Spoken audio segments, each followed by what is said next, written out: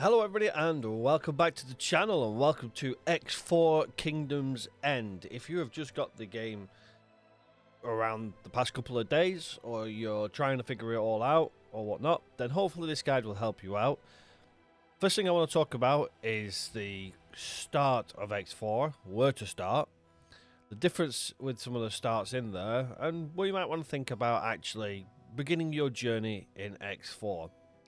Kingdom's End brings with it 2 more game starts, and as you can see here, one is available to us currently, one is not. That's because obviously it has only been released and we haven't completed a certain point in the storyline to unlock the second one. Now that's also the same for some of the foundation starts. If you are completely new to X4, then you may notice that there are some missing ones on your start list that I have on mine. So just bear that in mind when we go through this guide today. Now, some of these may not be relevant to yourself until you get to the stage in the game where you unlock certain things. Mainly when you start to get to the HQ in the game and you unlock the HQ and start doing research and stuff like that, then most of the game starts to unlock for you. That's also the same when you come to the creative mode. There's certain things you can do in there that you can unlock by getting to certain points in story mode. I've actually got some points in the story mode that I have not unlocked because I didn't do some of the main storylines. Because I spend much of my time doing a lot of the economy side of things and just playing it my style, and I tend to steer away from missions, which I'm now going to have to go back and complete at some stage just so I can kind of tick them off and have them done. Without further ado, let's start getting into the actual game starts, what difference they're going to be for you, and where I suggest you should start. First things first, this game does come with 3 tutorials: the flight school, the combat scenario, and the advanced gameplay. What I will say is Egosoft have tried their best to bring in a tutorial. However, tutorials are only going to be ever as understanding as kind of like your aim towards talking to somebody. If you imagine I am passionate about a certain subject and I try and talk to somebody who's particularly passionate about something slightly different, then a lot of the detail gets lost in translation, and I feel that is the case with the tutorials. They can be a little bit lacking because they're set to do one certain thing and a lot of people kind of respond a little bit differently, or at least that's what we've seen in the past. However, they are still a great start. They are still something that will give you a little bit of a hint into some of the controls. However, what I would suggest is maybe you go into the gameplays, well, into a start of a game, and maybe make a note of all the things you want to kind of do, like your controls and stuff like that, and then go from there. Or use the tutorials, do the exact same thing, make some notes, and then try and figure it out from there. There will be things in this guide that will help you on your way to being able to fly, how to do certain things, how to get some shortcuts going, how to survive, how to make money, etc, etc, and they will come further down the line. But for now, let's just talk about these game starts. Okay, so at the top we have Kingdom's End, as I've already mentioned. That is our latest content, our latest DLC. We've got Tides of Avarice, which is the previous, and then moving on from there. Foundations, if you have only bought the base game, Foundations is the ones that will be available to you, and only some of them will be available to you until you unlock, as I've mentioned earlier. The Young Gun is generally where you would start off if you wanted a blank slate and basically not start anywhere but effectively in the Argon territory with not really much kind of focus. That's your most sandbox version of the game you're going to get. So if you want a sandbox version, go with a Young Gun. You can choose who you want and you can basically choose what path you want to take. Now I will point out here, you can start any game mode and still complete the content for any DLC you continue to have. Therefore, if you started on Kingdom's End and you decided actually I want to unlock the Cradle of Humanity content, the Cradle of Humanity missions will be available to you at certain trigger points. Trigger points were mentioned in my previous guides and stuff like that, and I will cover it again so that you will know where all the trigger points are for each basically kind of set of missions, so you can then find it out in-game, either in your sandbox mode, in a different start mode, or whatever it is you want to do. So that's something to think about. Once you've had a bit of a play around and you've unlocked the other options available to you in the Foundations, then these are basically variations of the start mode that can make things a little bit interesting. But effectively, they are just sandbox modes with very different start adjustments. More money, less money, more about the science, kind of stuff like that. So they're just things if you're an advanced player you want to get into. Next, we have the DLCs. Depending on what DLC you have, will obviously depend on what you have available. But if you have all the DLC available, which I do, my personal suggestion on where to start, if you're not dying to get into the war and content, which I am, is to consider the Terran Cadet start. Personally, so far that has been the best start in X4. It's been able to actually do more than what the tutorial's been able to do, personally. And it's just a very good start. You're in a very safe area.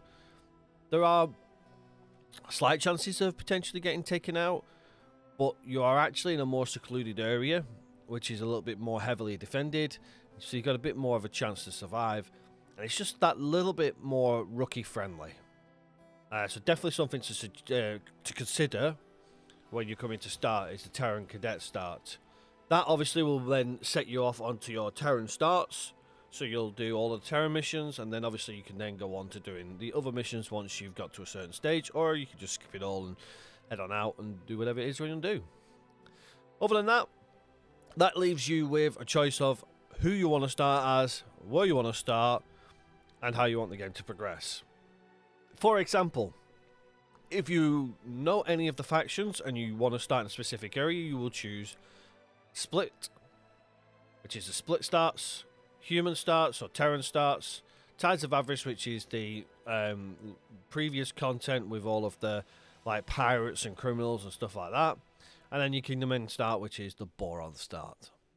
Emergence is the latest start that we have so far, and that takes you into basically into the seat of a crew that's finding the Borons, and it unlocks all of the Boron territory for you, which is why the Queen's Herald is not available to you, because that is partway through that mission where the Kingdom's End is unlocked and accessed into the Gate territory, which then allows you to have the Queen's Herald then become a part of it. To stop the game from being spoiled per se, it locks it so that you have to complete that mission, so you have to physically unlock that gate. That gate is then unlocked in your universe. You imagine you're playing a certain universe, so then that story can be played out. That's how it's based on here. Then you've got finally the custom game editor, budgeted creative, and the station design simulator. These are, as it mentions here, special, but these are very useful because they can allow you to have a more refined sandbox version of the game. If you want to go out there and test all the new ships, or you want to, see what happens if you put 10 Asgards against 10 carriers or raptors or whatever it is you want to do, anything you want to do like that, you want to be looking at the creative mode. Creative mode allows you to basically put in whatever you want at no cost to yourself. Be warned, creative mode is classed as modifying, which means that your achievements will not follow on. They won't count towards anything. And also, if the adventure stuff does come into a play, the creative will not be able to connect to adventure. Obviously, at the moment, adventure is disabled, but it's still something to think about if they ever do decide to bring it back. Budgeted is effectively the same thing. You get to control what it is you start with, where you start, what you have, your relations with the factions, all that kind of stuff. You can really adjust the game to your suitability. I do suggest you get into the game first before you try to do it, because there's a lot of things that would make a bit more sense once you've played it. But it's set on a budget. So you have a certain amount of credits. You then can take away from the credits by adding things in, or add credits to it by making things harder for yourself. So making it where all the factions are enemies, so you'd get a little bit more credits to try and help you. That is not classed as modified because it is set to a certain budget. And it also allows you to skip certain parts, like trying to do the research and stuff like that. rather than having to do that or the blueprints and stuff. So a good thing you could do with that, for example, is if you wanted to be a Terran sympathizer, but you don't have access to the Terran territories, but you may have actually no, the Terran spy would probably be better. You want to be an enemy of the Terrans. If you start the game and start being an enemy of the Terrans, you're going to lose the blueprints that you have access to. So you won't be able to earn more blueprints on, because whatever you have, you keep.